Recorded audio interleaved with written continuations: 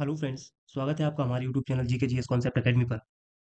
दोस्तों, MPPSC pre unit 7 जिसमें विज्ञान एवं पर्यावरण एवं स्वास्थ्य का जो यूनिट 7 है, जिसके कुछ प्रमुख बिंदु इस प्रकार से हैं। जैसे हमें इसमें पढ़ना है विज्ञान की प्रमुख शाखाओं का प्रारंभ विज्ञान, भारत के प्रमुख वैज्ञानिक संस्थान एवं उनकी उपलब्धियां, उपग्रह एवं अंतरिक्ष प्रौद्योगिकी, अंतरिक्ष विज्ञान के क्षेत्र में भारत की उपलब्धियां, साथ ही मानव शरीर की संरचनाएं, पोषण आहार, पोषक तत्व एवं कुपोषण, आनुवांशिक रोग जैसे कि सिकल सेल एनीमिया, इनके कारण, प्रभाव, निदान एवं कार्यक्रम, स्वास्थ्य नीति एवं कार्यक्रम, जिसमें हम संक्रामक रोग, उनकी रोकथाम एवं स्वास्थ्य सूचक, साथ ही सतत विकास की अवधारणा, सस्टेनेबल डेवलपमेंट गोल एसडीजी, पर्यावरणीय कारक, परिस्थितिकीय तंत्र एवं जैव विविधता, और प्रदूषण, प्राकृतिक आपदा एवं प्रबंधन। ये यूनिट 7 के सब टॉपिक्स हैं। ये सारे सब टॉपिक्स मिला के यूनिट 7 हम कह सकते हैं मैक्सिमम 10 नंबर देने वाली ये यूनिट 7 है। जिसमें से इसका यूनिट 7 का जो पहला पॉइंट है, ये अपने आप में बहुत डाइवर्सिफाई है, यानी बहुत बड़ा बृहद टॉपिक है। लेकिन क्वेश्चन 10 आने हैं, मान लीजिए इससे 1 से 2 क्वेश्चन भी आएंगे, तो भी इसको पढ़ना पहले लॉजिकल नहीं रहेगा। इसकी इसी वजह से इसी क्रम में हम सबसे पहले भारत के प्रमुख वैज्ञानिक संस्थान एवं उनकी उपलब्धियां आप प्रीवियस ईयर उठाएंगे, तो देखेंगे यहाँ से क्वेश्चन पूछे जाते रहे हैं। तो सबसे पहले हम कोशिश करेंगे कि हम उन टॉपिक को कवर करें जो छोटे भी हैं और फैक्चुअल है, साथ में नंबर देने वाले हैं। तो इस पूरी यूनिट 7 को हम 12 से 13 वीडियो के अंतर्गत कवर करने का प्रयास करेंगे, जिसमें आज हम प्रारंभ करने जा रहे हैं सबसे पहले उपग्रह एवं अंतरिक्ष प्रौद्योगिकी। हम स्टार्ट करने वाले थे भारत के प्रमुख वैज्ञानिक संस्थान, लेकिन भारत के प्रमुख वैज्ञानिक संस्थान तभी समझ में आएंगे जब हम अपने अंतरिक्ष कार्यक्रम के बारे में थोड़ी बहुत जानकारी प्राप्त कर लेंगे। तो चलिए बिना देरी किए आज का हम टॉपिक स्टार्ट करते हैं, जिसमें हमारा टॉपिक रहेगा आज का उपग्रह एवं अंतरिक्ष प्रौद्योगिकी। देखिए, सबसे पहले हमें समझना है, हम अंतरिक्ष कार्यक्रम में अपने उपग्रहों को प्रक्षेपित करते हैं। तो उपग्रहों को प्रक्षेपित करने के लिए हमें सबसे पहले समझना होगा कि उपग्रह क्या होते हैं। तो पहला पॉइंट तो यही है कि ये उपग्रह, जिनको हम सैटेलाइट कहते हैं, उपग्रह हैं क्या। पहला प्रश्न यही उठता है। तो उपग्रह के बारे में हम कह सकते हैं सामान्य सी भाषा में कि उपग्रह खगोलीय पिंड हैं। यानी एक तरह से हम कहेंगे कि ये सेलेस्टियल बॉडी है, खगोलीय पिंड या ऐसे खगोलीय पिंड जो क्या करते हो, जो किसी तारे जो किसी तारे अथवा ग्रह की एक निश्चित पथ पर क्या करते हो, परिक्रमा करते हो। ऐसे पिंड या ऐसे खगोलीय पिंड क्या कहलाते हैं, उपग्रह कहलाते हैं। सामान्य सी परिभाषा है, उपग्रह क्या होते हैं, ऐसे खगोलीय पिंड जो तारे या ग्रह की परिक्रमा करते हैं, या हम कह सकते हैं वे पिंड जो किसी अन्य पिंड की परिक्रमा करते हैं क्या कहलाते हैं, उपग्रह कहलाते हैं। इस आधार पर उपग्रहों को दोस्तों दो प्रकार में या दो भागों में डिवाइड किया गया है। तो उपग्रह कितने प्रकार के होते हैं, दो प्रकार के। ये दो प्रकार कौन कौन से हैं, आइए हम ये समझते हैं। अगर हम इन दो प्रकार की बात करेंगे उपग्रहों में, तो एक तो होते हैं नेचुरल, यानी जो प्राकृतिक रूप से मौजूद हैं, जिनको हम प्राकृतिक या इन्हें हम खगोलीय उपग्रह भी बोलते हैं। खगोलीय उपग्रह, प्राकृतिक या खगोलीय उपग्रह। दूसरे ऐसे उपग्रह होते हैं दोस्तों, जो मानव ने अंतरिक्ष की जानकारी, अंतरिक्ष के अनुसंधान हेतु वहां पर प्रक्षेपित किए हैं। तो ऐसे उपग्रह कहलाएंगे मानव निर्मित उपग्रह। मानव निर्मित, जिनको हम कृत्रिम उपग्रह भी बोलते हैं, कृत्रिम उपग्रह। तो उपग्रह के यही दो प्रकार होते हैं, यानी किसी भी खगोलीय पिंड या जो अन्य खगोलीय पिंड की परिक्रमा कर रहा होगा, वह परिक्रमा करता उपग्रह दो ही प्रकार का हो सकता है, या तो खगोलीय यानी प्राकृतिक, या मानव निर्मित, जिसको हम कृत्रिम उपग्रह भी कहते हैं। अब अगर हम प्राकृतिक उपग्रह की बात करेंगे, तो यहाँ पर हम सामान्य सा एक ही उदाहरण देखेंगे, जैसे कि हमारे पृथ्वी का उपग्रह है हमारा मून, चंद्रमा। इसी प्रकार से लगभग सभी ग्रहों के स्वयं के कुछ उपग्रह होते हैं। वो कैसे, नेचुरल। लेकिन जो मानव भेजेगा अंतरिक्ष में अध्ययन के लिए, वो कैसे उपग्रह कहलाएंगे, वो कहलाएंगे कृत्रिम उपग्रह। इनमें हम कुछ देख सकते हैं, जैसे हमारे कुछ होते हैं सुदूर संवेदी उपग्रह। हम भेजते हैं संचार उपग्रह, जैसे कम्युनिकेशन सैटेलाइट है, तो संचार उपग्रह इस श्रेणी में आ जाएंगे। संचार उपग्रह के अलावा सुदूर संवेदी उपग्रह, जिनको हम बोलते हैं रिमोट सेंसिंग सैटेलाइट, है ना। जितने भी हमारे नेविगेशन सैटेलाइट हैं, वो सब किसकी श्रेणी के अंतर्गत आएंगे, मानव निर्मित या कृत्रिम उपग्रहों की श्रेणी के अंतर्गत ये आते हैं। तो ये तो हमने देख लिया कि उपग्रह क्या होते हैं। अब दोस्तों, इन उपग्रहों को प्रक्षेपित करने के लिए हमें पढ़ने पड़ते हैं वैज्ञानिक संस्थान, जो कि हमारे सिलेबस में भी दिया गया है कि भारत के प्रमुख वैज्ञानिक संस्थान। तो अब इन उपग्रहों को प्रक्षेपित करने के लिए भारत ने अपना पहला कदम अंतरिक्ष के क्षेत्र में कब उठाया, कहानी यहाँ से प्रारंभ होती है। तो हमें देखना पड़ेगा उपग्रहों के क्षेत्र में, या हम कह सकते हैं भारत का जो अंतरिक्ष कार्यक्रम है उसका प्रारंभ कब होता है। आइए सबसे पहले यहीं से हम प्रारंभ करते हैं। तो जो अब हमारी नेक्स्ट हेडिंग होने वाली है वो क्या होगी, भारत के अंतरिक्ष प्रोग्राम। हम कह सकते हैं हमारे अंतरिक्ष प्रोग्राम, कहाँ के, भारत के अंतरिक्ष प्रोग्राम। अंतरिक्ष के क्षेत्र में भारत ने कब कदम उठाया। तो सर्वप्रथम बात आती है 1962 की दोस्तों। भारत ने अपना अंतरिक्ष के क्षेत्र में जो प्रारंभ किया है, जो हमारा कार्यक्रम अंतरिक्ष के क्षेत्र में प्रारंभ हुआ है, वह हुआ है 1962, 1962 में। 1962 में कैसे प्रारंभ हुआ है? तो दोस्तों यहां पर नाम आता है डॉक्टर विक्रम साराभाई। डॉक्टर विक्रम साराभाई की अध्यक्षता में 1962 में एक समिति का गठन किया गया। क्या बनाई गई? एक कमेटी बनाई गई, जिसके अध्यक्ष कौन थे? डॉक्टर विक्रम साराभाई, इनकी अध्यक्षता में। और इस समिति का नाम था भारतीय राष्ट्रीय अंतरिक्ष अनुसंधान समिति, अनुसंधान समिति, जिसको हम शॉर्ट में बोलते हैं INCOSPAR. INCOSPAR, Indian National Committee for Space Research. Indian National Committee for Space Research, इसका भी फुल फॉर्म लिखेंगे, Indian National Committee for Space Research. ये है इनकोस्पार का फुल फॉर्म। तो दोस्तों फिर से सुनिए। भारत ने अपने अंतरिक्ष कार्यक्रम की शुरुआत वर्ष 1962 में डॉक्टर विक्रम साराभाई की अध्यक्षता में गठित एक समिति, जिसका नाम है भारतीय राष्ट्रीय अंतरिक्ष अनुसंधान समिति, के रूप में प्रारंभ किया। अब दोस्तों जो ये इनकोस्पार नामक संस्था है, इनकोस्पार, इस समिति ने किया क्या? तो इस समिति के द्वारा सर्वप्रथम दोस्तों 1963 में, 1963 में केरल में एक जगह है थुम्बा, इस स्थान पर, यहां पर एक रॉकेट लॉन्चिंग स्टेशन स्थापित किया गया। किसके द्वारा? इनकोस्पार के द्वारा, जिसका पूरा नाम हुआ Thumba equatorial rocket launching station, जिसको शॉर्ट में बोला जाता है TERLS, टल्स। तो सबसे पहले टल्स की स्थापना इंस्कोपार के द्वारा 1963 में केरल के तुम्बा में की गई, जो कि एक रॉकेट लॉन्चिंग सेंटर है। यहाँ से रॉकेट प्रक्षेपित किए जाते थे। और इसकी स्थापना के तुरंत बाद ही दोस्तों सबसे पहले भारत ने अपने एक रॉकेट, जिसका नाम नाइक अपाचे है, जो कि एक साउंडिंग रॉकेट है, इसको प्रक्षेपित किया, जिसकी डेट थी 21 नवंबर 1963। 21 नवंबर 1963 को थुम्बा से दोस्तों भारत ने सबसे पहले, जिसका नाम है नाइक अपाचे नामक साउंडिंग रॉकेट प्रक्षेपित किया। ये भारत का प्रक्षेपित किया। तो सबसे पहले भारत ने अंतरिक्ष के क्षेत्र में साउंडिंग रॉकेट के रूप में अपना कार्य प्रारंभ किया। तो साउंडिंग रॉकेट, जिसका नाम नाइक अपाचे था, उसको 1963 में भारत ने थुम्बा से इसको प्रक्षेपित किया। तो ये हमारा स्पेस के क्षेत्र में, अंतरिक्ष के क्षेत्र में उठाया गया पहला कदम था। अब ये तो बात हुई लॉन्चिंग पैड की। अब ये 1962-63 की बात है। इसी दौरान दोस्तों देखिए, सबसे पहले अब कुछ स्थिति हम इस समय अपने तत्कालीन भारत की समझ लेते हैं। ये दौर है 1962 से लेके 1965 तक का। इस दौर में भारत ने बहुत सारी आपदाएं देखी। इन आपदाओं के क्रम में अगर हम बात करते हैं, तो सबसे पहले तो बात आती है 1962 की। और हम सब जानते हैं, इस समय भारत चीन युद्ध हुआ, पहली आपदा भारत के लिए। दूसरी आपदा कुछ वर्षों पश्चात 1965 में देखने को मिली, जब भारत और पाकिस्तान युद्ध हुआ। इसके बाद हम पर ताशकंद समझौता हम पे थोपा गया। इसके पश्चात दोस्तों हमारे तत्कालीन प्रधानमंत्री नेहरू जी, इनका देहांत हुआ। और कुछ समय पश्चात ही हमारे शास्त्री जी की डेथ हुई। तो ये लगातार हम कह सकते हैं पहली, दूसरी, तीसरी, चौथी, 5 आपदाओं का सामना भारत ने 1962 से 65 के दौर में झेला। और इसी समय दौरान, इस पूरे टाइम ड्यूरेशन के समय, भारत ने अंतरिक्ष के क्षेत्र में कोई विशेष कार्य नहीं किया। किंतु फिर समय परिवर्तित होता है, और ये डेट आपको विशेष तौर से याद रखनी है। ये डेट है 15 अगस्त 1969 की। 15 अगस्त 1969। इस दिन दोस्तों जो भारत की अंतरिक्ष एक समिति थी, जिसका नाम था इनकोस्पार, इस इनकोस्पार को दोस्तों इसरो के रूप में परिवर्तित कर दिया गया। तो जो आज हमारा इसरो है, यह प्रारंभिक तौर पर इनकोस्पार के रूप में संचालित था। और यहां से हम कह सकते हैं कि इसरो की स्थापना हुई, यानी इसरो की जो स्थापना का वर्ष होगा वह होगा 15 अगस्त 1969। दोस्तों इसरो का फुल फॉर्म है इंडियन स्पेस रिसर्च ऑर्गेनाइजेशन, अर्थात भारतीय अंतरिक्ष अनुसंधान संस्थान, ये हिंदी में इसका फुल फॉर्म है। भारतीय अंतरिक्ष अनुसंधान संस्थान। तो इसरो की स्थापना हुई।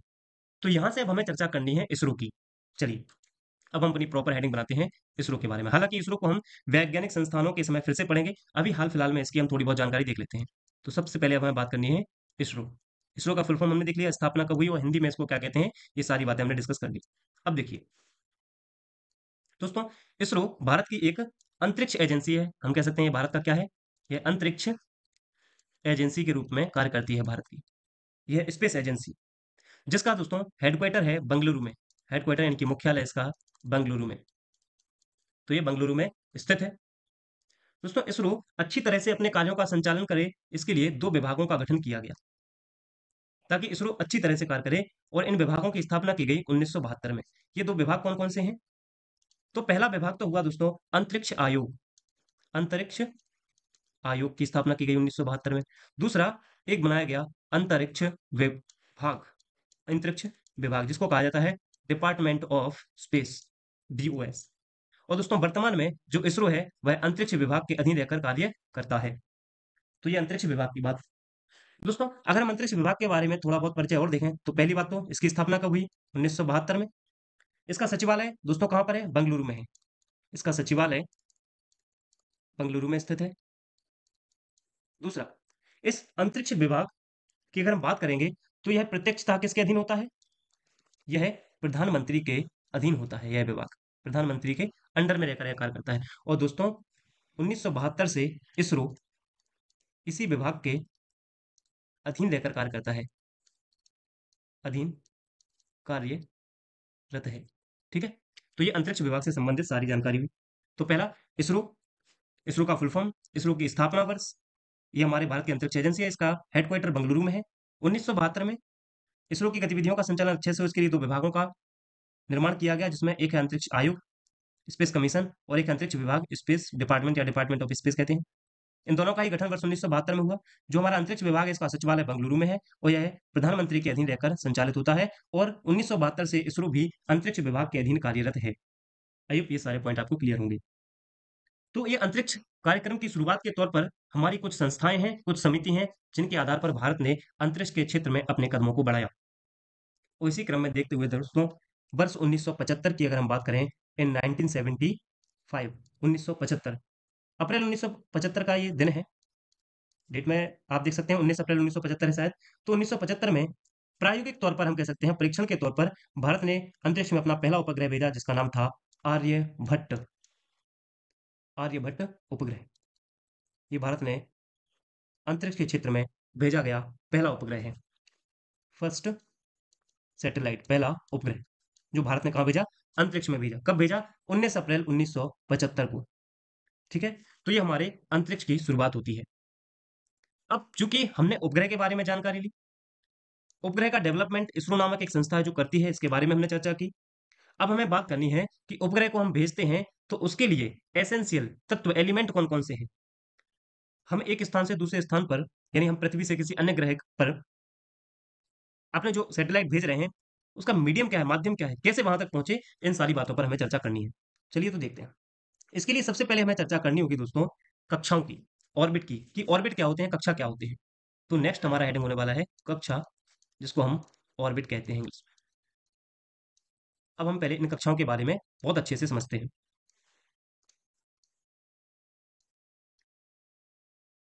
देखिए दोस्तों, कक्षा क्या है? कोई भी ऑब्जेक्ट होता है, कोई भी पिंड होता है, मान लीजिए कोई पिंड है, किसी भी पिंड की कक्षा क्या होती है, इसको हमें समझना है। तो दोस्तों कक्षा एक प्रकार से देखा जाए तो यह एक बंद परिपथ होता है, बंद परिपथ। तो कक्षा क्या है? किसी भी पिंड का एक बंद परिपथ है, जिस पर चलकर, इस परिपथ पर चलकर कोई भी कृत्रिम या प्राकृतिक उपग्रह क्या करता है? परिक्रमा करता है। चलकर कृत्रिम या प्राकृतिक उपग्रह क्या करते हैं? परिक्रमा करते हैं, परिक्रमा करते हैं। कक्षा क्या होती है, समझिए दोस्तों। कक्षा क्या है? यह एक प्रकार का बंद परिपथ है। इस बंद परिपथ पर चलकर कोई भी कृत्रिम या मानव निर्मित उपग्रह उस पिंड की परिक्रमा करता है। अब ये बंद परिपथ, क्लोज, अच्छा परिपथ का मतलब परि माने होता है चारों ओर, और पथ माने होता है मार्ग। यानी मान लीजिए कोई पिंड हुआ, ये देखिए, मान लीजिए ये कोई पिंड है, इस पिंड की कोई अन्य पिंड परिक्रमा कर रहा है। मान लीजिए ये पिंड है, ये इस पिंड की परिक्रमा करता है, तो यह किसी एक बंद परिपथ में ही इसकी परिक्रमा कर रहा होगा, यानी हम कह सकते हैं कुछ इस प्रकार से चारों ओर एक बंद परिपथ होगा, जिसके चारों ओर यह सैटेलाइट क्या कर रहा है, परिक्रमा कर रहा होगा इस हिसाब से।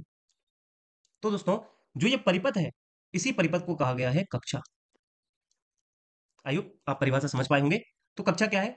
कक्षा किसी पिंड का एक बंद परिपथ होता है, जिस पर चलकर कोई कृत्रिम या प्राकृतिक नेचुरल उपग्रह उसकी परिक्रमा करते हैं। मान लीजिए अर्थ है और ये मून है, तो मून अर्थ की इस कक्षा में परिक्रमा कर रहा है, क्योंकि मून क्या है, उपग्रह है। कैसा उपग्रह है? प्राकृतिक उपग्रह है। ये एक परिपथ पर क्या कर रहा है, परिक्रमा कर रहा है, किसकी?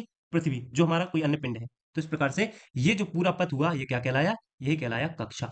आई होप कक्षा आप समझ चुके होंगे। इसी प्रकार से दोस्तों कई प्रकार की कक्षाएं होती हैं, आगे हम देखेंगे। तो अब कक्षा को समझने के बाद हम देखते हैं कक्षाओं के प्रकार। तो नेक्स्ट हम देखेंगे कक्षाओं के प्रकार। मुख्यतः हम दो आधारों पर देखेंगे इसके प्रकार। ये दो आधार कौन कौन से हैं? पहला हम देखेंगे ऊंचाई के आधार पर, ऊंचाई के आधार पर कक्षाएं कितने प्रकार की होती हैं। और दूसरा हम देखेंगे कोण के आधार पर, एंगल के आधार पर, कोण के आधार पर। तो इस प्रकार से हमें कक्षाओं के प्रकार देखना है। इसके अलावा जो अन्य प्रकार भी होंगे हम उनको भी डिस्कस करेंगे। चलिए, तो सबसे पहले हम बात करते हैं ऊंचाई के आधार पर। पहली हेडिंग होगी हमारी, ये हेडिंग डाल देते हैं इसको, ऊंचाई के आधार पर, ऊंचाई के आधार पर कक्षाओं के प्रकार। अब दोस्तों पहले हम देख लेते हैं कि ऊंचाई के आधार पर मुख्यतः कक्षाएं तीन प्रकार की होती हैं। मेनली बोल रहा हूं मैं, मुख्यतः तीन प्रकार की होती हैं, किताबों में कुछ और भी लिखा मिल सकता है आपको। तो मुख्यतः तीन प्रकार की हो सकती है। कौन कौन सी? पहला LEO, दूसरा MEO, और तीसरे को हम बोल सकते हैं HEO या GE। LEO अर्थ मतलब low earth orbit, middle earth orbit, इसको बोल सकते हैं जियो सिंक्रोनस अर्थ ऑर्बिट। ठीक है, चलिए, तो सबसे पहले हम बात करते हैं LEO की। इसका फुल फॉर्म लिखते हैं लो अर्थ ऑर्बिट। हिंदी में कहेंगे इसको निम्न भू कक्षा, निम्न भू कक्षा। सबसे पहले हम लो अर्थ ऑर्बिट के बारे में समझते हैं। देखिए, जब हम लो अर्थ ऑर्बिट की बात करते हैं तो पहला पॉइंट हमें याद रखना होगा कि यह पृथ्वी की सतह से कितनी ऊंचाई पर मिलती है। तो पृथ्वी की सतह से दोस्तों 180 से अगर हम 2000 किलोमीटर की ऊंचाई पर जाते हैं, तो यह क्षेत्र पूरा लो अर्थ ऑर्बिट का क्षेत्र कहलाता है, अर्थात हम कह सकते हैं निम्न भू कक्षा का क्षेत्र कहलाता है। यहाँ प्रक्षेपित जितने भी उपग्रह होते हैं, यानी इस कक्षा में जो भी उपग्रह मौजूद होते हैं, वो 90 से 180 मिनट के भीतर, 90 से 180 मिनट के भीतर क्या करते हैं, पृथ्वी की परिक्रमा कर लेते हैं, पृथ्वी की परिक्रमा करते हैं। तो पहला पॉइंट हमें याद रखना है, कितने किलोमीटर की ऊंचाई पर पाया जाता है, और यहाँ पर जो उपस्थित उपग्रह होते हैं उनका टाइम ड्यूरेशन क्या है। तो पृथ्वी की परिक्रमा ये करते हैं 90 से 180 मिनट में। दोस्तों, मेनली जो लो अर्थ ऑर्बिट में सैटेलाइट होते हैं, वो पृथ्वी के ध्रुवों से होकर गुजरते हैं। तो इस कक्षा में मौजूद जो उपग्रह होंगे, जो उपग्रह होंगे, वो पृथ्वी के ध्रुवों, अर्थात नॉर्थ पोल और साउथ पोल ध्रुवों से होकर गुजरते हैं। तो हम कह सकते हैं ये कक्षा भी पृथ्वी के ध्रुवों से होकर गुजरती होगी, तभी तो सैटेलाइट इसके ध्रुवों से होकर गुजरते हैं। और अगर हम बात करेंगे लो अर्थ ऑर्बिट में मौजूद सैटेलाइट के प्रकार कौन से होते हैं, या किस टाइप के जो सैटेलाइट है वो लो अर्थ ऑर्बिट में मौजूद होते हैं, तो जितने भी अनुसंधान के कार्यों के उद्देश्य से जो सैटेलाइट निर्मित किए जाते हैं अनुसंधान के कार्य हेतु। दूसरा हम कह सकते हैं दोस्तों, जितने भी हमारे रिमोट सेंसिंग सैटेलाइट होते हैं, अर्थात सुदूर संवेदी जो उपग्रह होते हैं, वो भी इसी कक्षा में मौजूद होते हैं। इसके अलावा दोस्तों, जो जासूसी यानी सीक्रेट सैटेलाइट होते हैं, जासूसी उपग्रह होते हैं, ये भी इसी कक्षा में मौजूद होते हैं। आपने पोखरण मूवी देखी होगी। तो ये लो अर्थ ऑर्बिट कंप्लीट हुआ, यानी ऊंचाई के आधार पर हमारा जो पहला था लो अर्थ ऑर्बिट, ये कंप्लीट हुआ।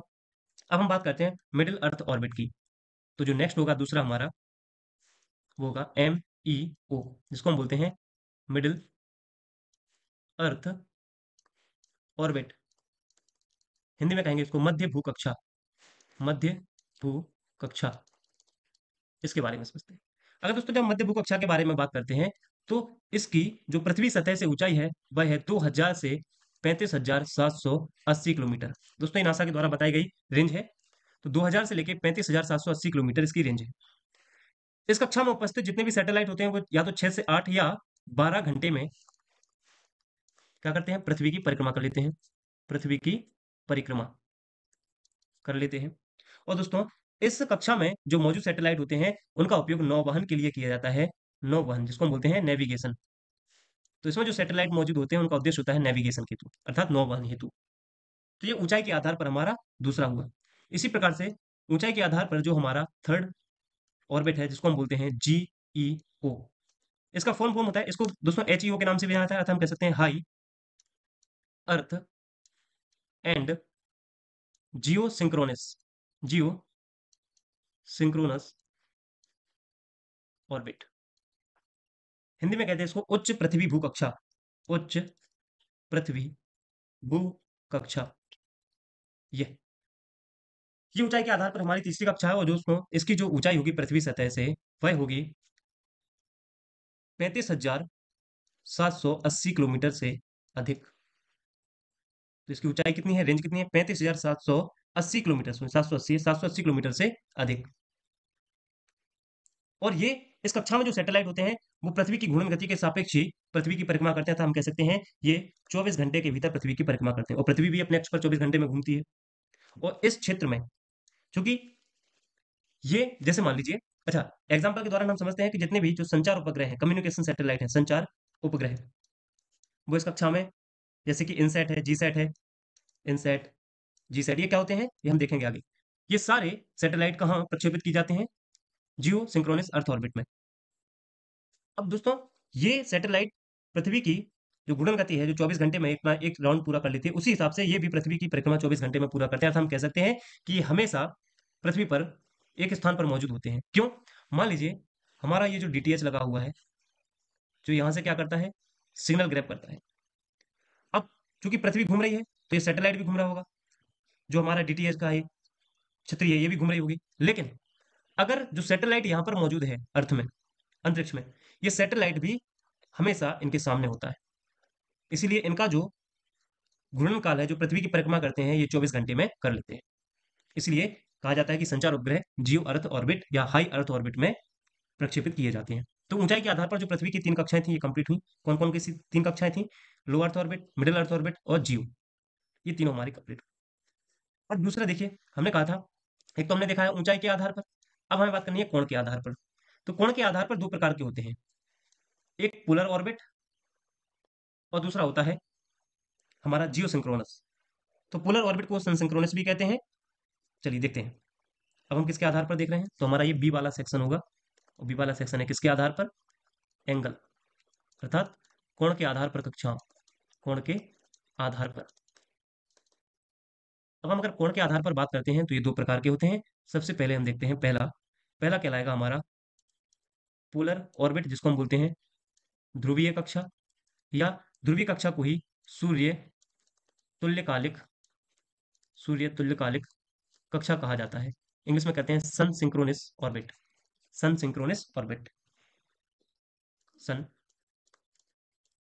Synchronous orbit. तो हम अब ध्रुवीय कक्षा के बारे में देखते हैं। देखिए दोस्तों, जो ध्रुवीय कक्षा है, ये मुख्यतः लो अर्थ ऑर्बिट का ही पार्ट माना जाता है। चूंकि कोण के आधार पर है, इसलिए हमने इसको अलग से देखा। तो इसकी जो रेंज रहेगी, वो पृथ्वी की सतह से 500 से 1000 किलोमीटर की ऊंचाई पर रहती है। दोस्तों, जो ये ध्रुवीय कक्षा है, इनमें उपस्थित जो उपग्रह होते हैं, जैसा कि मैंने अभी लो अर्थ ऑर्बिट में भी आपको बताया था, ये पृथ्वी के दोनों ध्रुवों से होकर गुजरते हैं। यानी इस कक्षा में जो मौजूद उपग्रह होंगे, पृथ्वी के दोनों ध्रुवों से होकर गुजरते हैं, पृथ्वी के दोनों ध्रुवों से होकर गुजरते हैं।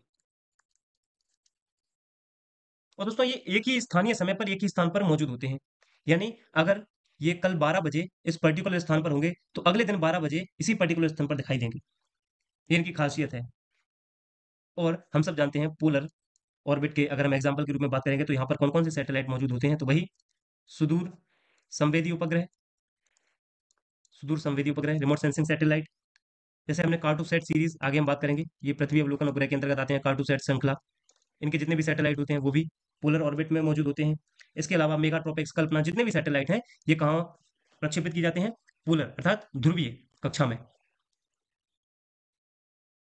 चलिए अब नेक्स्ट हम बात करते हैं एंगल के आधार पर जो दूसरा होगा, वह कहलाएगा हमारा जियो सिंक्रोनस, ये देखा था हमने सन सिंक्रोनस। दूसरा देखते हैं जिसको कहा जाता है जियो सिंक्रोनस ऑर्बिट। हिंदी में कहा जाता है इसको भूतुल्यकालिक कक्षा, भूतुल्यकालिक कक्षा। अब हम इसकी चर्चा करते हैं भूतुल्यकालिक कक्षा की।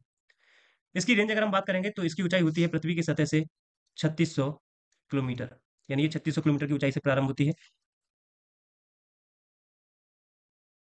जो भूतुल्यकालिक कक्षा होती है, अर्थात भूतुल्यकालिक, भू मतलब पृथ्वी, तुल्य मतलब तुलना। तो जिस प्रकार से पृथ्वी अपनी परिक्रमा करती है जितने समय में, उतने ही समय में भूतुल्यकालिक कक्षा में मौजूद जो जितने भी सैटेलाइट होते हैं वो पृथ्वी की परिक्रमा करते हैं। तो हम कह सकते हैं कि पृथ्वी की गति की दिशा में परिक्रमा करते हैं, मतलब 24 आवर्स में। और फुटप्रिंट के हिसाब से देखेंगे तो ये दोस्तों सबसे बड़े क्षेत्र को कवर कर लेते हैं। यानी हम कह सकते हैं कि अगर हम भूतुल्यकालिक कक्षा में कोई एक सैटेलाइट लगा देते हैं तो एक सैटेलाइट मैक्सिमम 42% क्षेत्रफल को कवर कर लेता है। 42% क्षेत्र, मान लीजिए ये अर्थ है। अर्थ में मान लीजिए कोई सैटेलाइट हमने कहाँ प्रक्षेपित किया है, मान लीजिए सैटेलाइट हमने 36,000 किलोमीटर की ऊंचाई पर इसको फिट किया है। तो दोस्तों ये भारत का एक सैटेलाइट कम से कम 42% क्षेत्र को कवर कर सकता है। तो हम कह सकते हैं अगर जियो सिंक्रोनस ऑर्बिट में हम 3 सैटेलाइट लगा देते हैं तो इससे हम अपने पूरे अर्थ की, यानी पूरे क्षेत्रफल की या उस पूरे देश की लोकेशन को कवर कर सकते हैं। और इसमें एग्जाम्पल आते हैं दोस्तों इसके, जैसे जितने भी जी सेट है हमारे, इन आई एन सेट यानी इन सेट हैं, ये सारे इसी कक्षा में मौजूद होते हैं। तो इस प्रकार से हमने कक्षा के जो 3 प्रकार होते हैं इनको देखा। अब जो मेन फंक्शन है कि जो हमारे सैटेलाइट हैं ये परिक्रमा करते कैसे हैं, इसकी कहानी हमें अब समझना है। चलिए, तो अब हम समझते हैं कि जो हमारे उपग्रह हैं वो किसी पिंड की परिक्रमा क्यों करते हैं या कैसे करते हैं। प्रश्न ये उठता है कि कोई भी मान लीजिए अर्थ है, यहाँ कोई सैटेलाइट है, तो ये परिक्रमा कर कैसे रहा है, क्यों कर रहा है। तो देखिए, इसके लिए हमें डायग्राम देखते हैं। सबसे पहले मान लीजिए ये है हमारा पृथ्वी, अर्थ, और एक कोई भी उपग्रह हम मान लेते हैं। मान लीजिए ये रहा कोई भी सैटेलाइट जो हम कृत्रिम रूप से अंतरिक्ष का अध्ययन करने के लिए इसको हमने छोड़ा। ये क्या है, उपग्रह है। अब यहाँ पर दो तीन बातें हमें बहुत अच्छे से समझनी होंगी। देखिए, अगर हम इस उपग्रह की बात करते हैं तो इस उपग्रह पर दो बल कार्य कर रहे होंगे। कितने बल, दो बल। ये दो बल कौन कौन से हैं, एक तो होगा रैखिक वेग और दूसरा हमारा ग्रेविटेशनल फोर्सेस पे कार्य कर रहा होगा। तो हम कह सकते हैं इस उपग्रह पर दो प्रकार के बल कार्यरत होते हैं। एक हम कह सकते हैं इस पे लग रहा होगा रैखिक वेग का बल, रैखिक वेग, जिसको हम शॉर्ट में बोलते हैं लीनियर वेलोसिटी। दूसरा इस पे लग रहा होगा ग्रेविटेशन फोर्स, यानी गुरुत्वाकर्षण बल। अब समझिए, ग्रेविटेशन फोर्स, तो इस सैटेलाइट पर दो बल कार्य कर रहे हैं, एक ग्रेविटेशन फोर्स और एक लीनियर वेलोसिटी का जो फोर्स है वो। अब समझते हैं पूरी प्रोसेस क्या है। ये उपग्रह हमने समझ लिया कि इस उपग्रह पर दो बल कार्य कर रहे हैं और ये जो उपग्रह है ये हमारे पृथ्वी की क्या कर रहा है, परिक्रमा कर रहा है। अब पहली कंडीशन, यहां से हम प्रारंभ करते हैं अपने टॉपिक को। ये मान लीजिए पहली कंडीशन की हम बात करते हैं, यदि लीनियर वेलोसिटी जो रैखिक वेग है ये ज्यादा हो जाए किससे, ग्रेविटेशन फोर्स से। समझना ये पॉइंट, लीनियर वेलोसिटी यानी रैखिक वेग। रैखिक वेग का तात्पर्य है मान लीजिए कोई पिंड है तो रैखिक वेग इसको आगे की ओर लेके जाएगा और ग्रेविटेशन फोर्स इसको नीचे की ओर आकर्षित करेगा। तो आप समझते हैं यदि लीनियर वेलोसिटी ज्यादा है ग्रेविटेशन फोर्स से तो क्या होगा। तो इस संदर्भ में आप देखिए, मान लीजिए ये हमारा वो सैटेलाइट है, इस सैटेलाइट का लीनियर वेलोसिटी हाई है as compare to gravitation force. तो इस परिस्थिति में होगा क्या, इस परिस्थिति में ये होगा दोस्तों, लीनियर वेलोसिटी इसको आगे खींच ले जाएगा और इसकी कक्षा के बाहर फेंक देगा, यानी अंतरिक्ष में चला जाएगा। समझने का प्रयास करें। मान लीजिए ये सैटेलाइट है, इस सैटेलाइट की ये पर्टिकुलर कक्षा है, मान लीजिए इस कक्षा में ये परिक्रमा कर रहा है इस प्रकार से। लेकिन हम कह रहे हैं कि इसका लीनियर वेलोसिटी हाई है, ग्रेविटेशन यानी नीचे इसको कम खींच पा रहा है एज कंपेयर टू ये रैखिक वेग। तो ये जो सैटेलाइट है ये इस कक्षा से निकल के कहाँ चला जाएगा, ये इस कक्षा से निकल के चला जाएगा बाहर, इस कक्षा को त्याग देगा और कक्षा को त्याग कर चला जाएगा ये बाहर की ओर। तो हम कह सकते हैं इस कक्षा को त्याग कर ये कहाँ चला जाएगा, बाहर। तो पहला सिचुएशन समझा।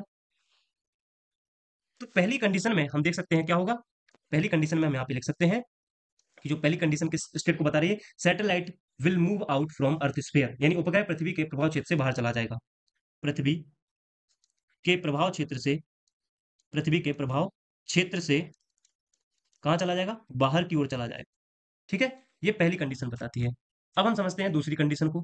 दूसरी कंडीशन क्या बताती है हमें, मान लीजिए दूसरी कंडीशन में हम ग्रेविटेशन फोर्स को ज्यादा कर देते हैं लीनियर वेलोसिटी से। ये दूसरी सिचुएशन है। जहां पर गुरुत्वाकर्षण बल ज्यादा है रैखिक वेग से।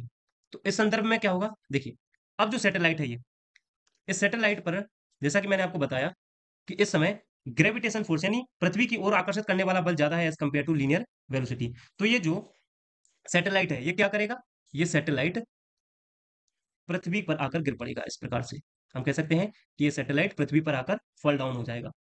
आई होप ये पॉइंट आप समझ रहे हो। ग्रेविटेशन फोर्स ज्यादा था लीनियर वेग से, इसलिए ये जो सैटेलाइट था ये उस कक्षा के परितः घूमने के अलावा या कक्षा से बाहर निकलने के अलावा पृथ्वी की सतह पर ही गिर जाएगा। तो हम लिख सकते हैं पृथ्वी की सतह पर गिर जाएगा। ठीक है, the satellite will fell on the earth service. अब आती है तीसरी कंडीशन। तीसरी कंडीशन में मैं दोस्त आपसे बोल रहा हूं कि जो लीनियर वेलोसिटी है और ग्रेविटेशन फोर्स है इन दोनों को मैंने कर दिया इक्वल, अर्थात बराबर कर दिया। अब देखिए इसमें क्या होगा। मान लीजिए ये है सैटेलाइट, इस सैटेलाइट की ये है पर्टिकुलर कक्षा, इस कक्षा में जो परिक्रमा करने वाला है या कर रहा होगा। और मैंने अभी आपको बताया कि इस बार लीनियर वेलोसिटी और ग्रेविटेशन फोर्स दोनों इक्वल है। मतलब ये लीनियर वेलोसिटी जितना इस पे काम कर रही है उतना ही ग्रेविटेशन फोर्स, यानी ये ग्रेविटेशन फोर्स है, ये लीनियर वेलोसिटी है। तो जब ये दोनों इक्वल होंगे तो ये जो सैटेलाइट है ये इस कक्षा में हमेशा हमेशा के लिए घूमता रहेगा। तो किसी भी उपग्रह की परिक्रमा करने की जो स्थिति है, जो अवस्थिति है, जो सिचुएशन है, वो क्या है कि जब भी लीनियर वेलोसिटी और ग्रेविटेशन फोर्स इक्वल होंगे तो वह एक पर्टिकुलर कक्षा में घूमता रहेगा अनंत काल के लिए, जब तक कि उस पर कोई बाह्य बल के तौर पर हम कह सकते हैं या तो उसका ग्रेविटेशन फोर्स ज्यादा ना हो या उसकी लीनियर वेलोसिटी ज्यादा ना हो। इस स्थिति में वह हमेशा उस पिंड के चारों ओर परिक्रमा करता रहेगा। तो किस प्रकार से एक सैटेलाइट किसी अन्य सेलेस्टियल बॉडी की, खगोलीय पिंड की परिक्रमा करता है, हमने इस कॉन्सेप्ट को इस वीडियो में, इस पूरे स्लाइड में बहुत अच्छे से देखा।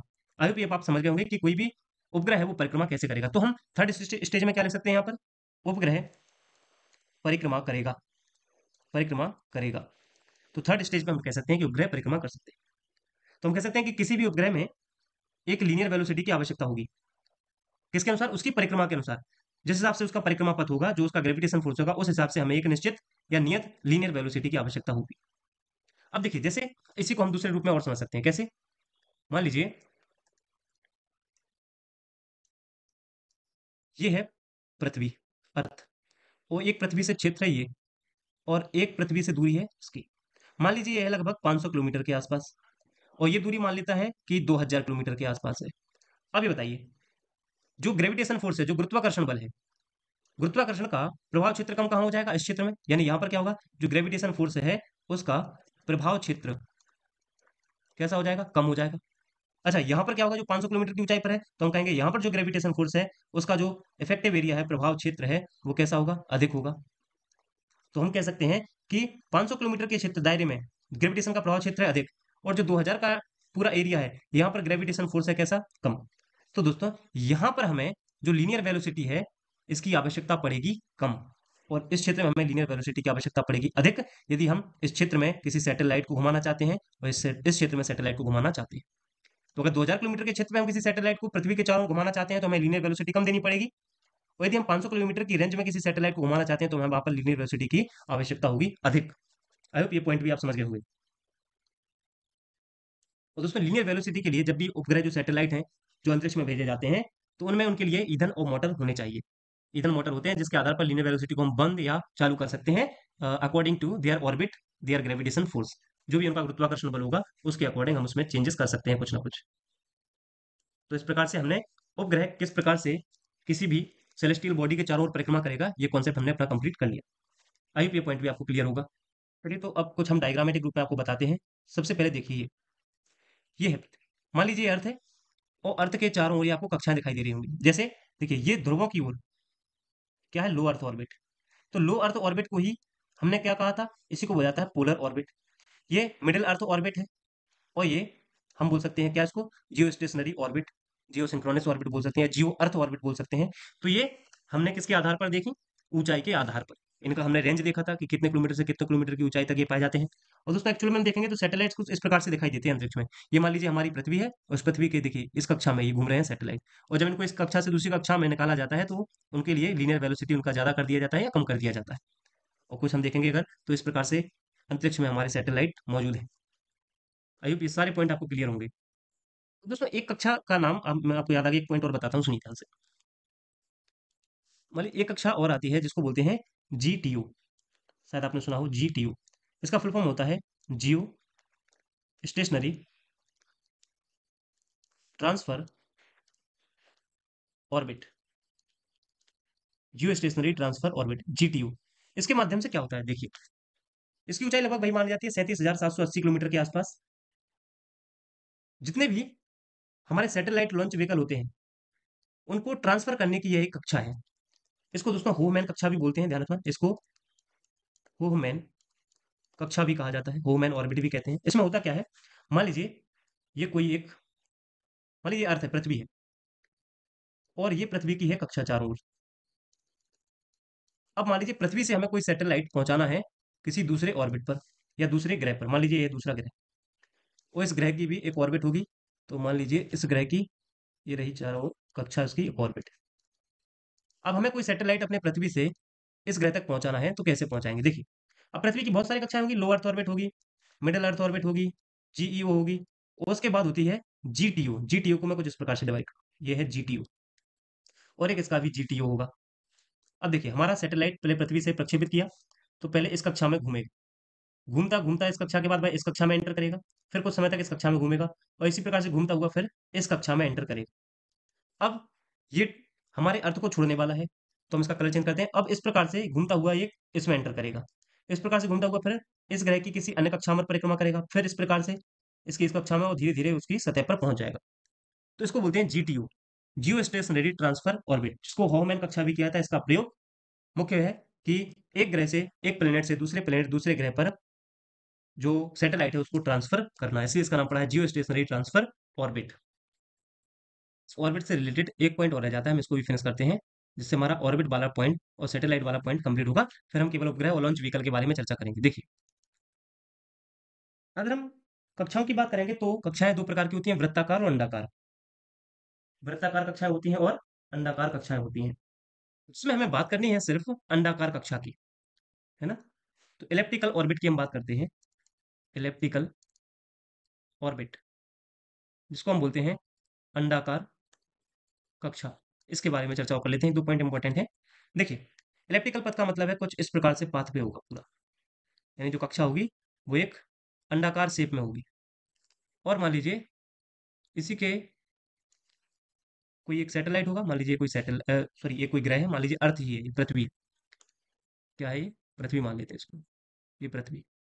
और पृथ्वी की कक्षा कैसी है, अंडाकार कक्षा है, इलेप्टिकल ऑर्बिट है ये।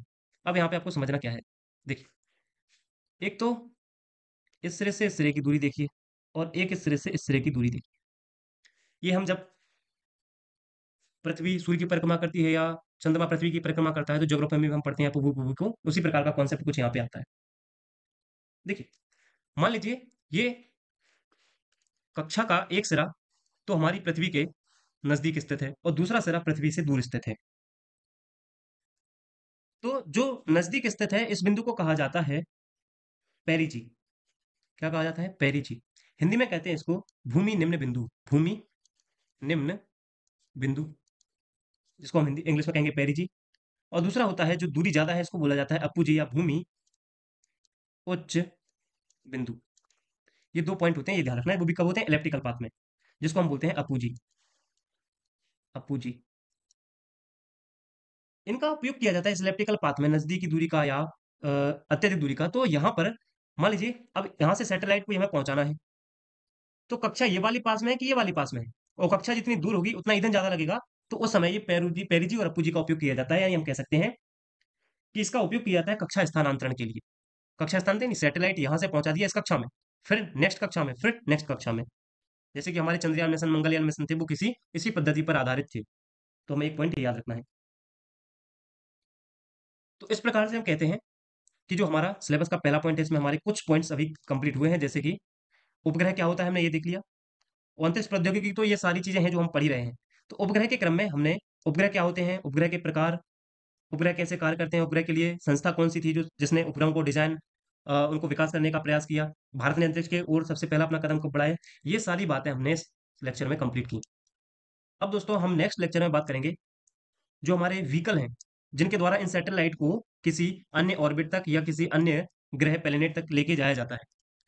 तो अब हमें प्रक्षेपण यान की बात करनी है, जैसे कि हमारा पीएसएलवी, एएसएलवी, जीएसएलवी है। इन सब की बात हम नेक्स्ट वीडियो में करेंगे। तो दोस्तों, अगर ये वीडियो आपको पसंद आई हो तो वीडियो को लाइक करें, कमेंट करें, अपने दोस्तों के साथ इस वीडियो को ज़्यादा से ज़्यादा शेयर करें। और दोस्तों याद रहे, पीडीएफ के लिए डिस्क्रिप्शन में दिए गए लिंक पर आप क्लिक करें तो आप टेलीग्राम पर पहुंचेंगे, वहां पर आपको इसका पीडीएफ मिल जाएगा। Thank you.